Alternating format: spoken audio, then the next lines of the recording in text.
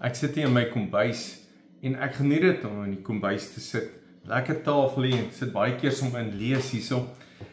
Ons eet hierso. Ons leef hier in die kombuis. Ek dink die kombuis is die plek waar ons seker die meeste kom. Wonder ek, hoe leef jy in jou kombuis? En ek kom in baie mense se kombuise. Ja, ons het pragtige kombuise. Kombuis kan lekker ruik, kombuis kan ook brand en sleg ruik en iets vrot en die aspek is daar in die kombuis en weet wat my irriterend van die kombuis? Hy bly nie skoon nie. Jy moet hom altyd skoonmaak. Die ou mense het geglo, jy gaan slaap nie voor die kombuis skoon is nie. Nou dis vir my irritasie. Nee, ons het 'n cleaner wat inkom en kom skoonmaak. Ons het 'n skottelgoed masjien en ons was die skottelgoed. Maar jy moet die hele tyd skoon hou, die hele tyd afvee, die hele tyd skottelgoed was. Daar's nie 'n einde daar nie. En dis deel van die lewe.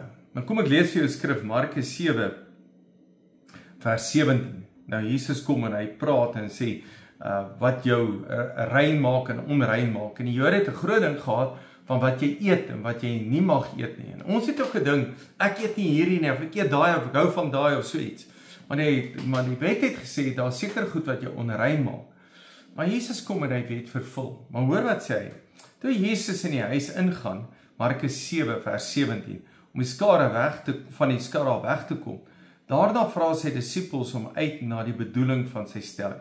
Verstaan julle dit nie? Begryp julle nie dat wat 'n mens eet jou nie onrein kan maak nie? Kos gaan nie na jou hart toe nie. Kos gaan nie na jou hart toe nie, maar na jou maag gaan weer uit jou liggaam uit. En toe voeg hy by, wat uit 'n mens uitgaan, dis wat jou onrein maak.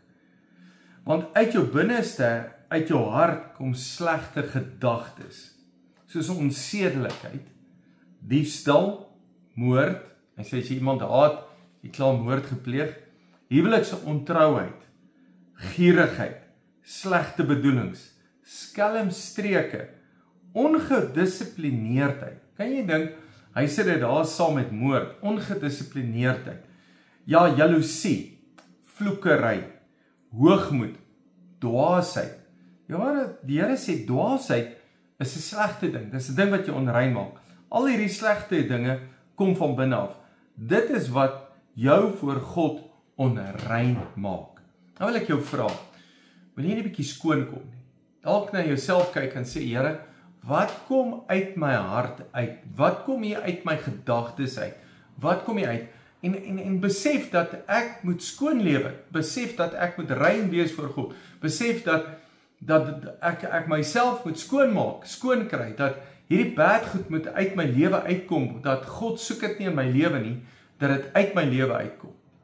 So as jy weer in jou kombuis sit, dan eet jy in jou kombuis en jy maak kos en baie lekker kos, maar dis nie wat jou onrein maak nie. Dis wat uit jou hart uitkom, wat van binne af na buite toe gaan. Dis wat jou onrein maak voor God. En dis eintlik skrikwekkend wat God sien as onrein, wat ons maar net sien as normaal, is onrein. Dan vra ek jou, maak bietjie jou hart skoon. Verwyder goed uit jou lewe uit. Kry goed uit jou lewe uit en sê, hierdie goed hoort nie in my lewe nie, dit moet uit my lewe uitkom. Dankie dat jy luister. Dankie dat God se woord vir jou belangrik is. Dit wat Jesus sê vir jou belangrik is. En luister, God veroordeel jou nie. Hy praat met jou, hy help jou. Dis wat hy doen. Hy wil jou skoon maak. Jy kom by skoon, maar ek wil jou lewe skoon maak. Daar stamp ek nou die kamera. Hy moet jou lewe moet skoon wees. So, dankie dat jy luister en dankie dat God vir jou belangrik is in jou lewe. Jy is a great blessing.